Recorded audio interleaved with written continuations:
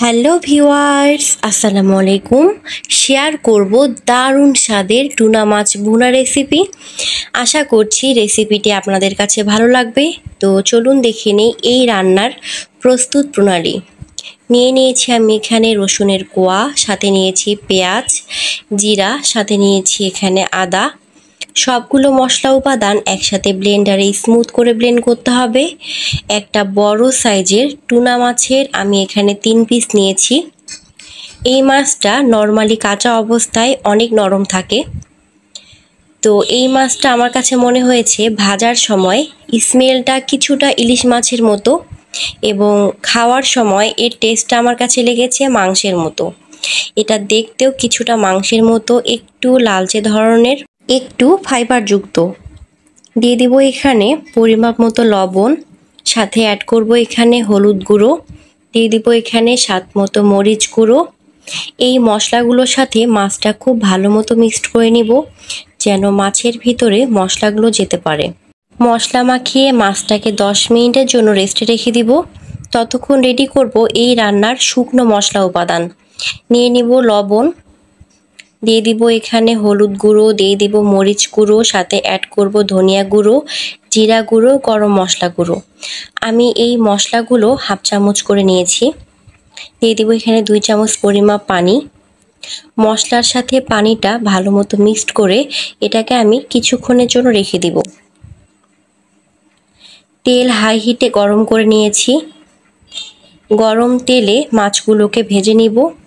এই মাছটা কাঁচা অবস্থায় যতটা নরম, ভাজার পরে খেয়াল করে দেখবেন মাছটা কিন্তু একদমই শক্ত হয়ে যায়। কোনোভাবেই এই মাছ আর ভেঙে যাওয়ার চান্স থাকে না। এই মাছটা ভাজার সময় কিছুটা ইলিশ মাছের মতো স্মেল বের হয়। তো আমি মাছগুলোকে 2 সাইড উল্টিয়ে পাল্টিয়ে লাল করে ভেজে নিয়েছি। মাছ ভাজার পরের অবশিষ্ট তেল আমি বাটিতে ছাঁকনির সাহায্যে ছেঁকে কড়াইটা ভালো মতো ক্লিন করে নিয়েছি। যে কোনো ভাজাভাজিতে তেলের পরিমাপ একটু বেশি লাগে। ভাজাভাজির পরে যে তেল বাকি থাকবে সেই তেল আপনারা এভাবে ছাঁকনির সাহায্যে ছেঁকে নিতে পারেন। এরপরে এই তেলগুলো যে কোনো ভাজি কিংবা সবজিতে ব্যবহার করতে পারেন। এভাবে তেল ছেঁকে নেওয়াতে রান্নায় অতিরিক্ত তেল থাকবে না, এবং এক্সট্রা তেলটা আপনারা পরবর্তী যে কোনো রান্নায় ব্যবহার করতে পারবেন। দিয়ে দিব এখানে মশলার মিশ্রণ। আমি এই মশলাটা তেল ছাড়া দিচ্ছি, কারণ এখানে একটু পানির পরিমাপটা বেশি ছিল। ডিরেক্ট এভাবে তেলে মশলাটা দিলে তেল ছুটতে পারে, তাই আমি মশলাটা আগে কয়েক সেকেন্ড জ্বালিয়ে পানি শুকিয়ে নিব। যখন এ পর্যায়ে আসবে দিয়ে দিব এখানে মাছ ভাজার তেল, যেটা আমি একটু আগে বাটিতে ছেঁকে রেখেছিলাম। তো আমার পুরো তেলটা লাগছে না, আমি এখানে প্রায় 2 চামচ পরিমাপ তেল দিয়েছি। তো এই মশলাটা এখন তেলের সাথে ভালো মতো মিক্সড করে এটাকে বেশ কিছুক্ষণ ভুনতে হবে, যেন মশলার কাঁচা স্মেলটা চলে যায়। মশলা ভাজার যখন এ পর্যায়ে আসবে আমি দিয়ে দিব এখানে শুকনো মশলার মিশ্রণ, যেটা আমি পানির সাহায্যে গুলিয়ে রেখেছিলাম। তো এটা দিয়ে মশলার সাথে ভালো মতো মিক্সড করে এই মশলাটা আরও বেশ কিছুক্ষণ কষিয়ে নিব। যে কোনো রান্না মজা হওয়ার সিক্রেট হচ্ছে মশলা কষানো। মশলা যত সময় নিয়ে কষানো হবে রান্নাও তত ভালো হবে। দিয়ে দিব আমি এখানে ফালি করে রাখা কাঁচামরিচ।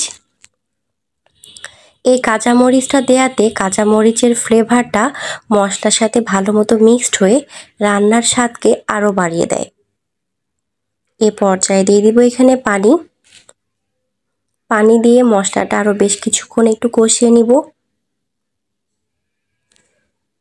এ পর্যায়ে আমি এখানে আরও 1 কাপ পরিমাপ পানি অ্যাড করেছিলাম। তো এই পানিটা যখন বয়েল হতে শুরু করবে দিয়ে দিব এখানে ভেজে রাখা মাছ। মাছগুলো দিয়ে মশলার সাথে খুব ভালো মতো মিক্সড করতে হবে, যেন মাছের ভিতরে মশলাগুলো খুব ভালো মতো যেতে পারে।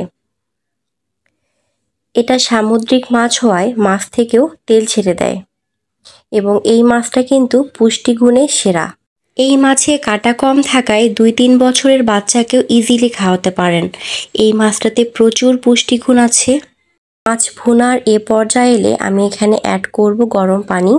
অবশ্যই গরম পানি অ্যাড করতে হবে। তো এই মাছটাকে আমি আরও বেশ কিছুক্ষণ রেখে দিব। এই মাছের টেস্টটা আমার কাছে কিছুটা মাংসের মতো লেগেছে। আপনাদের কার কাছে এর স্বাদ কেমন লেগেছে অবশ্যই কমেন্টে জানিয়ে দেবেন। মাছ রান্না একদমই রেডি। এটাকে এখন পরিবেশন করার পালা। এই মাছটা গরম গরম ভাতের সাথে খেতে বেশ দারুণ লাগে। তো ভিউয়ার্স, আজকের রেসিপি কার কাছে কেমন লাগলো অবশ্যই তা কমেন্টে জানিয়ে দিবেন। Thank you. Let's see the next video.